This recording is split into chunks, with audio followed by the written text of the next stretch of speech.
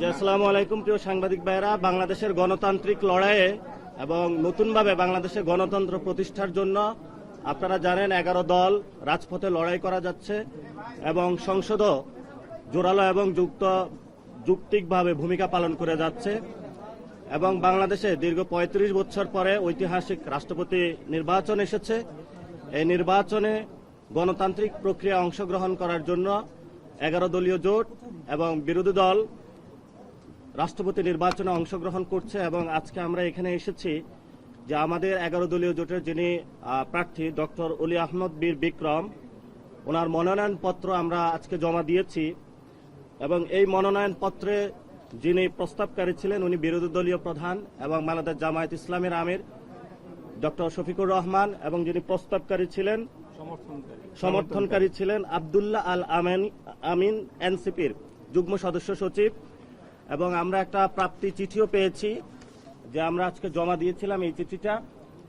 এই বিষয়ে আজকে সার্বিক বিষয় নিয়ে পর্যালোচনা এবং বিস্তারিত কথা বলবেন 11 দলীয় জোটের সম্মানিত সমন্বয়ক, যিনি রাজপথে সর্বোচ্চ জায়গায় পরিশ্রম করে যাচ্ছেন এবং যাকে কক্সবাজারে ইঞ্জিনিয়ারিং করে হারানো হয়েছে জনতার এমপি জনাব হামিদুর রহমান আজাদ। ধন্যবাদ পাটোয়ারি। জি, আসসালামু আলাইকুম ওয়া রাহমাতুল্লাহি ওয়া বারাকাতুহু। বিসমিল্লাহির রহমানির রহিম। সম্মানিত সাংবাদিক বন্ধুগণ এবং আমাদের 11 দলের বিভিন্ন পর্যায়ের নেতৃবৃন্দ, আমাদের সাথে আছেন বাংলাদেশ জাতীয় সংসদের মাননীয় সদস্য এবং নারীর সংরক্ষিত আসনের সদস্যবৃন্দ সহ 7 জন সংসদ সদস্য কেন উপস্থিত আছেন। আজকে আমরা কেন এসেছিলাম, আমার এনসিবির মুখ্য সংগঠক নাসিরউদ্দিন পাটোয়ারি ইতিমধ্যেই আপনাদের সামনে তুলে ধরেছেন বিষয়বস্তু। তো উপস্থিত যারা আছেন, আমি তো ইতিমধ্যে বলেছি, নেতৃবৃন্দের মধ্যে সবাইকে আপনারা চিনেন। এখানে নাসিরউদ্দিন পাটোয়ারি এনসিপির প্রতিনিধিত্ব করছে এবং মাওলানা জালালউদ্দিন সাহেব বাংলাদেশ খেলাফত মজলিসের মহাসচিব, উনি আছেন। লেবার পার্টির chairman doctor Mustafizur Rahman Iran আছেন।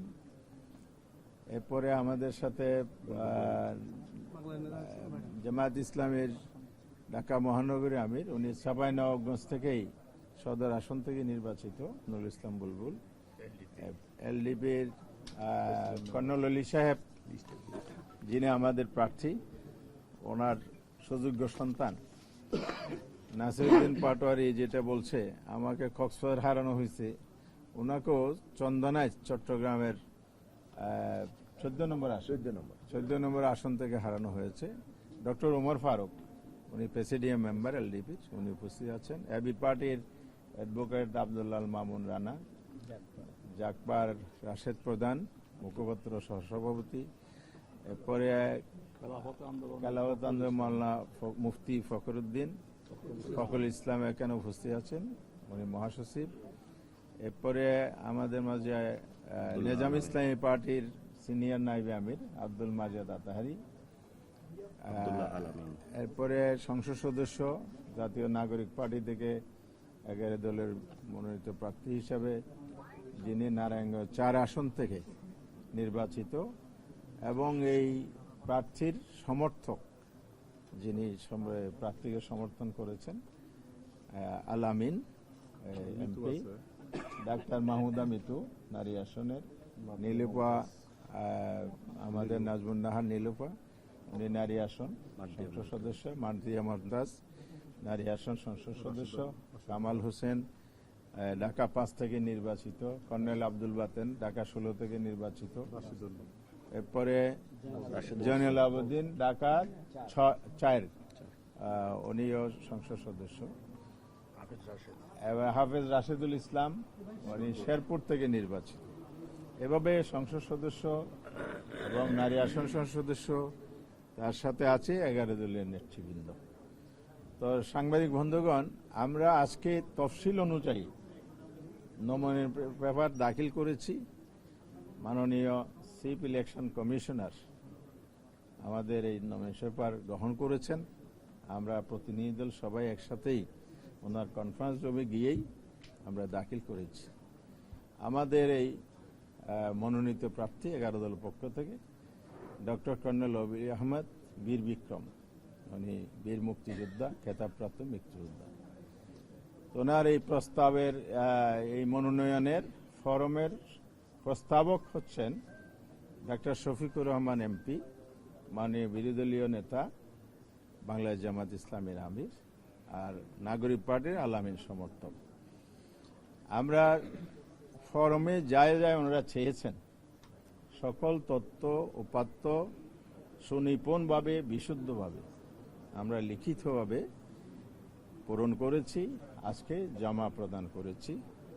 তার সাথে ওনারা 3 জনের প্রার্থী, প্রস্তাবক, সমর্থকের এনআইডি কার্ডের কপি জমা নিয়েছেন।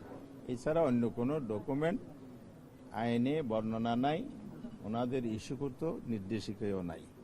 যতটুক আছে ফুলফিল করে আমরা এটা জমা দিয়েছি।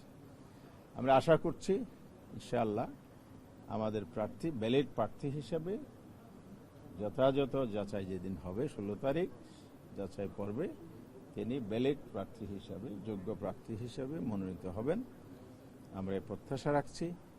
আর এই নির্বাচনটা নিয়ে অনেকের এই কিউরিওসিটি আছে। ইতিমধ্যে পুরো জাতির মধ্যে এটা একটা আলোচিত বিষয়। কারণ হচ্ছে বাংলাদেশের ইতিহাসে রাষ্ট্রপতি নির্বাচনে দলীয় সরকার এবং সংসদের মেজরিটি থাকলে, মেজরিটি টোটাল মেজরিটি থাকলে সাধারণত সরকারি দলেরই একক প্রার্থী থাকে, এখানে প্রতিনিধিত্ব হয় না। একটি মাত্র ইতিহাস বা রেকর্ড আছে 1991 সালের, যখন সংসদের মেজরিটি ছিল না কারো এককভাবে, জামাত ইসলামীর সমর্থনে 142 জন সম্ভবত বিএনপির সংসদ সদস্য ছিল, পরে নারী আসন যোগ হয়েছে। সেখানেও দেখা গেছে যে এককভাবে প্রেসিডেন্ট প্রার্থী বিজয়ী করার মতো সংসদ সদস্য বা ভোটার বিএনপির ছিল না। সে সময় বাংলাদেশ আওয়ামী লীগ সংসদে বিরোধী দল ছিল, তারা একজন প্রার্থী দিয়েছিলেন বদরুল হায়দার চৌধুরী, যার নাম আপনারা জানেন। উনি প্রতিদ্বন্দ্বিতা করেছিলেন। সেই প্রতিদ্বন্দ্বিতায় বিএনপির প্রার্থী জামাত সহ আরো অন্যান্য ওনাদের সমর্থন যারা করেছেন সেই সংসদ সদস্যগণ আব্দুর রহমান বিশ্বাসকে রাষ্ট্রপতি নির্বাচন করেছিলেন। এরপর থেকে আর কখনো বিরোধী দল থেকে কোনো প্রার্থী এই আসনে হয়নি, এই পদে হয়নি। তো এবার আমরা প্রতিদ্বন্দ্বিতার সিদ্ধান্ত নিয়েছি 11 দলের বৈঠকে। আমরা 11 দলের বৈঠক করে শীর্ষ পর্যায়ের সেখান থেকে ডক্টর কর্নেল অলি আহমদকে আমরা মনোনয়ন দিয়েছি। দুটো প্রশ্ন আপনাদের পক্ষ থেকে আগেও এসেছিল, এখনো জাতির কাছে আলোচিত প্রশ্ন। একটা হলো আপনাদের তো মেজরিটি নাই, তাইলে আপনারা কেন এখানে দিয়েছেন, প্রার্থী মনোনয়ন দিয়েছেন? আমরা বেশ শার্পলি এবং ক্লিয়ারলি বলেছি যে বাংলাদেশের গণতন্ত্র চর্চার নতুন ধারা আমরা সৃষ্টি করতে চাই। 91 সালে যদিও একটা সম্ভাবনা ছিল বিএনপির আসন কম থাকাতে, এখানে তো সে সম্ভাবনাও নাই। বিএনপিতে আগেই নিজেদের মেজরিটি সুনিশ্চিত কলা কৌশল করে নিয়েছেন, সেই কারণে তাদের সেফ সাইড আছে এখানে। তা আমরা এখানে জিতবো কি হারবো এটা নয়, আমরা প্রতিদ্বন্দ্বিতা ছাড়া কোনো নির্বাচন হোক এটা আমরা চাই না। এটাই গণতন্ত্রের সৌন্দর্য। গণতন্ত্রকে সঠিক দ্বারায় ফিরিয়ে আনার জন্যেই আমরা এই সিদ্ধান্তটা নিয়েছি। নাম্বার 2 হচ্ছে এমন একজন প্রার্থীকে আমরা এখানে নমিনেশন দিয়েছি যিনি জাতীয়ভাবে সমালোচনা বিতর্কের ঊর্ধ্বে এবং দেশের খেতাবপ্রাপ্ত মুক্তিযোদ্ধা। ইনি 3 বার মন্ত্রী ছিলেন, 6 বার এমপি ছিলেন। উনি পিএইচডি হোল্ডার, উচ্চ ডিগ্রিধারী এবং দেশের জন্য অনেক অবদান তিনি রেখে গেছেন। রাজনীতি আসার পর থেকে দীর্ঘ সময়, এক সময়ে বিএনপির স্ট্যান্ডিং কমিটির মেম্বার ছিলেন, আবার আলাদা দল করেছেন, এখন আবার আমাদের সাথে জোটবদ্ধভাবে উনি রাজনীতি করে যাচ্ছেন। আমরা আশা করছি জাতি এটাকে অবশ্যই ইতিবাচক দেখছে। এবং আমাদের 11 দলের সিদ্ধান্তকে প্রশংসা করছে। কিন্তু সমস্যা হচ্ছে গণতন্ত্র চর্চার পিছনে সাংবিধানিক বাধ্যবাধকতা একটা ব্যারিয়ার তৈরি করেছে। সেটা হচ্ছে আর্টিকেল 70 আমাদের কনস্টিটিউশনে 70 অনুচ্ছেদ বলে, যেটা নিয়ে আমরা ঐক্যমত্য কমিশনে সংসদ সদস্যদের স্বাধীনভাবে তার মতামত জাতির স্বার্থে, জনগণের স্বার্থে, দেশের স্বার্থে রাখতে পারে, সে ডোরটা ওপেন করা। সেখানে বিএনপি সহ যারা ঐক্যমত্য কমিটি ছিলেন, আমরা 3 দিন প্রায় আলোচনা করার পর সবাই মিলে একমত হয়েছে যে আর্টিকেল 70 এখানে নো কনফিডেন্স, অনাস্থা ভোট এবং অর্থ বিল ছাড়া আর সব ক্ষেত্রে সংসদ সদস্যগণ স্বাধীনভাবে মত দিতে পারবেন, ভোট দিতে পারবেন। এটাই আমরা সবাই চেয়েছি। তো দুর্ভাগ্যজনক হলো সত্য, গণভোটে এটা পাশ হওয়ার পরও 12 ফেব্রুয়ারি বিএনপির একগুঁয়েমি এবং দলীয় সংকীর্ণতার কারণে, দেশের স্বার্থকে প্রাধান্য দিতে না পারার কারণে গণতন্ত্রকে আবার সেই জনগণের অধিকারের জায়গা থেকে প্রাতিষ্ঠানিক রূপ দেওয়ার ক্ষেত্রে ওনাদের গড়িমসির কারণে এই সংস্কারটা ওনারা করছেন না। বিশেষ করে গণভোটের যে রায় বাস্তবায়ন করছেন না। গণভোটের রায় যদি বাস্তবায়ন হতো তাহলে আজকে আমরা আশা করতাম কর্নেল ওলি সাহেব বিপুল ভোটে বিজয়ী হতেন, কারণ সংসদ সদস্যদের কাছে উনি একজন গ্রহণযোগ্য যোগ্য প্রার্থী। আবার শুনতেছি বিএনপি সচিবালয়ে প্রধানমন্ত্রীর কার্যালয়ে স্ট্যান্ডিং কমিটির মিটিংয়ে বসছেন, এখনো কাকে প্রার্থী দেবেন আমরা বা জাতি জানতে পারে নাই। কারণ ওনাদের মধ্যে প্রার্থী বাছাইয়ের যে সংকট আমরা লক্ষ্য করছি, এই যে দৈন্যতার জায়গায় যোগ্য প্রার্থী দিতে না পারা, সে জায়গা থেকেও আমরা আশা করতে পারি যে কর্নেল ওলি সাহেবের যোগ্য, উনি সবার সামনে জাতির সামনে এসেছেন। আর একটা বিষয় আমরা প্রতিবাদও করতে চাই, সচিবালয় হলো একটা নির্বাহী জায়গা, এখানে রাজনৈতিক দলের শীর্ষ বৈঠক হবে, শীর্ষ ফোরামের বৈঠক হবে, এটা অতীতের রেকর্ড আমাদের জানা নেই। তো এই যে কাজটি ওনারা করছেন, তাহলে ওনারা গণতন্ত্রকে কিভাবে দেখেন? আমার দলের মতো হলে গণতন্ত্র, নাইলে আমি স্বৈরতন্ত্র। 5 মাস বা 6 মাসের কার্যক্রম, অতীত থেকে কোনো পরিবর্তন নাই, ওনাদের মহাসচিব বলে দিয়েছেন। তা আমাদের আর নতুন করে বক্তব্য দরকার নেই। মহাসচিবের বক্তব্য, ফখরুল সাহেব যেটা বক্তব্য দিয়েছেন, মাননীয় মন্ত্রী, দলের মহাসচিব, এটাই জাতি জেনে গেছে। তো বোঝা যাচ্ছে যে ওনারা আসলে পরিবর্তন চান না বলেই পরিবর্তন হচ্ছে না। পরিবর্তন যদি ওনারা চাইতেন তাহলে সংসদের প্রথম শপথের দিন ওনারা সাংবিধানিক পরিষদের, সংস্কার পরিষদের শপথ নিতেন, অধিবেশন ডাকতেন, এর মধ্যে এটা সংস্কারের মধ্যে গণভোটের রায়টা বাস্তবায়ন হতো। তা আমরা এখন আশাবাদী হতে চাই।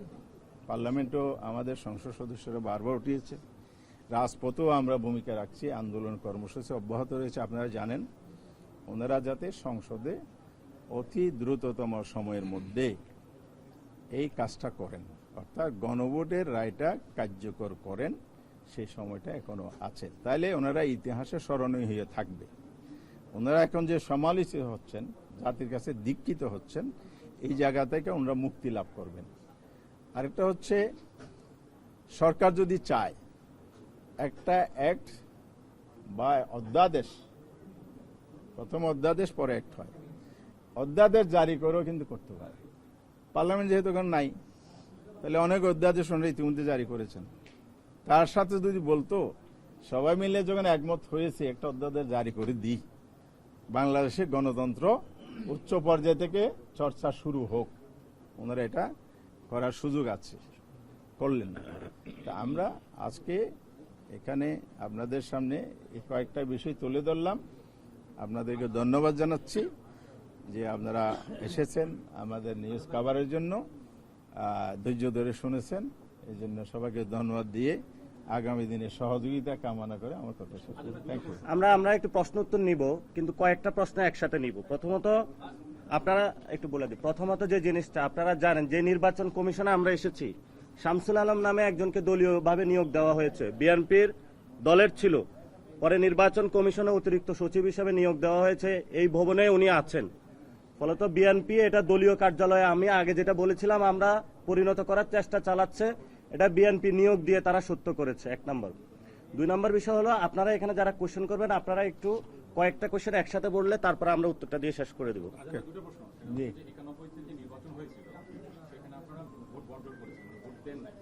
কিন্তু ওই সময় আওয়ামী লীগ প্রকাশ্যে ভোট আপনারা ভোট দিয়ে নাই, রেকর্ড আছে আপনার কাছে? হ্যাঁ পত্রিকাটা আছে, পত্রিকায় আছে, সংবাদ আজাদ পত্রিকা আর একটু ভেরিফাই করেন। আছে আমার না না, পত্রিকা না, আপনি ভেরিফাই করেন সংসদ সচিবালয় আচ্ছা প্রশাসন বা ইলেকশন কমিশন। জি, সেটা হচ্ছে যে সেই সময় আওয়ামী লীগ নির্বাচন প্রকাশ্যে হওয়ার কারণে সংসদে হইচই করেছিল। আপনারা এইটা রেজ করবেন কিনা এখন, এই ভোটের আগে কোনো রেজ করবেন কিনা? যে আপনি নিজেই বললেন, শেষ করে আপনার সুবিধা হবে, জি। আপনি বললে অধ্যাদেশ করার কথা। এক, দ্বিতীয়ত প্রশ্ন হচ্ছে যে 70 অনুচ্ছেদ অনুযায়ী আপনারা দেখছি মেনে নিয়েছেন, আবার চিফ হুইপ যিনি বক্তব্য দিলেন, বিশেষ করে তিনিও বলছেন 70 অনুচ্ছেদ কার্যকর হবে না, তাহলে দলের বাইরে ভোট দেওয়া যাবে না। কিন্তু 7 থেকে 4 আসনের এমপি মহোদয় কাজী নজরুল ইসলাম নৈতিক স্খলনের কারণে আপনারা বহিষ্কার করেছেন, কিন্তু এমপি পদ এখন যায়নি। তাহলে তিনি আবার ভোটার লিস্টে আছেন, 349 জনের মধ্যে ভোটার লিস্টে আছেন। তিনি এখন কি করবেন? ভোট দিতে আপনার প্রশ্নটা বলেন না, আরো অনেকে তো প্রশ্ন করবেন। ভোট দিতে যদি আসেন, সেই ক্ষেত্রে জামাতের বাইরে ভোট দিতে পারবেন কিনা, বা 11 দলীয় জোটের বাইরে ভোট দিতে পারবেন কিনা? শুনেন, যতক্ষণ পর্যন্ত সংবিধানের সংসদ 70 অনুচ্ছেদ অবিকলভাবে বহাল আছে, তখন সেই অনুযায়ী সংসদ সদস্যদেরকে ভোট দিতে হবে। আমরা যেটা সংস্কারের দাবি করেছি, এটা তো বিএনপিও করেছে, সবাই মিলে করেছে। এই জন্য আমরা আজকে বলছি যে এই সুযোগটা দেওয়ার সুযোগ আছে, ওনারা সুযোগটা দিতে পারেন, এই জন্য আমরা বলেছি। এবং পার্টিকুলারলি কোনো মেম্বারের ভোট দেয়া না দেয়া, সদস্যপদ থাকা না থাকা, এটা আইনানুগভাবে স্পিকার প্রসেস করেন, ইলেকশন কমিশনকে ওনারা পাঠান, ইলেকশন কমিশন নিষ্পত্তি করে দিলে তারপর এটা গেজেট হলে এরপরেই পরবর্তী পদক্ষেপটা নেওয়া হয়। তার আগ পর্যন্ত প্রত্যেকেরই ভোটার তালিকা অনুযায়ী ভোটাধিকার আছে, বুক প্রয়োগ করতে পারবে। জি, কার্যপ্রণালী হচ্ছে বিভক্তিটা, কার্যপ্রণালী বলা আছে বিভক্তিটা 1 থেকে 300 পর্যন্ত আসন, এরপরে নারী আসন, এটাই কার্যপ্রণালীর বিষয়। আর বাকি ইলেকশনের জন্য একটা ওনাদের আইন আছে, আইনটা হচ্ছে 1971-এর আইন। সেই আইনটার সাথে ওনারা কিছু হয়তো অ্যামেন্ডমেন্ট করেছেন, পর্যায়ক্রমে এগুলো হয়, সেই অনুযায়ী ইলেকশন পরিচালিত হয়। না না, আমরা তো বলছি এখন তো সংবিধান চেঞ্জ হয়নি, অথবা কোনো অধ্যাদেশ জারি হয়নি। দুইটা হবে, হয়তো পার্লামেন্টের সংস্কার অধিবেশন ডেকে পুরা সংস্কার করতে হবে। আর এই জায়গায় যদি গণতন্ত্র চর্চা ওনারা আন্তরিক হয়, আমি কেন বললাম, যেহেতু ওনাদের চিফ অলরেডি বলে দিয়েছেন, তার মানে গণতন্ত্রটা চাচ্ছেন না, সেই কারণে সুযোগটা ছিল। আমরা দাবি করছি না, বিষয়টা আমরা দাবি আকারে বলছি না, আমি বলছি ওনাদের সুযোগ ছিল, ওনারা সেইটুক সুযোগটা কাজে লাগাইতে পারলেন না। জাতির কাছে ওনারা যে গণতন্ত্র চান, চর্চা করতে চান, এই মেসেজটা আমরা দিতে পারলেন না, এটাই আমি বলেছি। ক্লিয়ার? ধন্যবাদ স্যার। ধন্যবাদ সবাইকে।